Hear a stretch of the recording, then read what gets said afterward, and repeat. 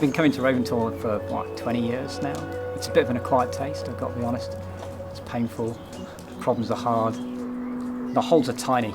Right, so the rock is steep and every hold is a bad crimp and quite a lot of them are slopey as well. But you've got to love the place, really. It's definitely the best sport climbing and bouldering crag on limestone in the Peak District. Yeah, the history is amazing. I mean, so many great test pieces by Ben and Jerry and Steve Mack. We've been trying this problem Fat Lip, an 8B first climbed by Steve McClure, I think.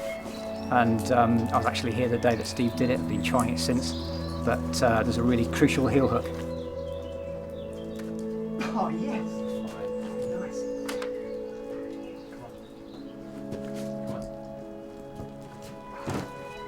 The thing about the Squamas is they've got this little strip of incompressible rubber, and the idea is that it stops the heel collapsing under the weight of the heel hook. And honestly, I never thought that was really a problem or that it would make much of a difference. So I was really pleased and very surprised when I tried the move for the first time in earnest and the heel just stuck. It was fantastic. So I'm now a massive convert.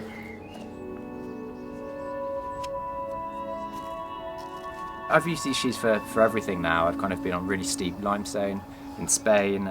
I've been in kind of peat limestone as well, and also out on the grit here today. The new technology which has come out is the S-heel, which works amazingly.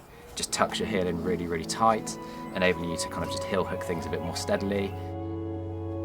But I think the overall thing which I'm really impressed with is, it's called the S-heel, but it's the overall effect which it has on the shoe which is most interesting. And for me, it feels like it pushes a lot of your weight down to your toe, which enables you to stand on edges, especially on steep ground, without really having to use your core too much to put pressure through your toe.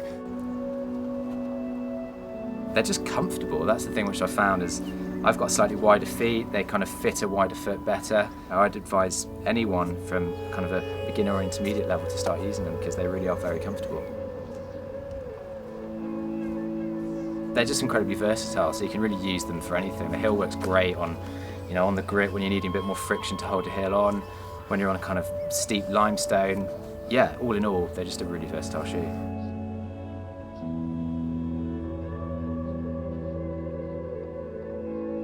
The S-heels were pretty hyped up. I mean, it was one of the last great sort of long-standing design problems that needed to be solved in rock shoes, heel cups that are moving when you're doing aggressive heel hooks. And I wasn't sure at first, and I thought, is it going to take a while to really get to grips with this and really experience the advantages? But literally, as soon as you put them on your feet and do them up, it feels like someone has super glued the heel cup onto your heel.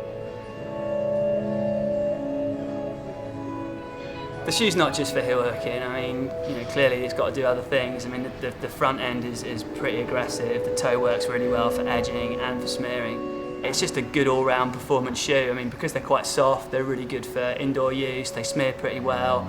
I think for all types of bouldering, all indoor climbing, it's going to be perfect.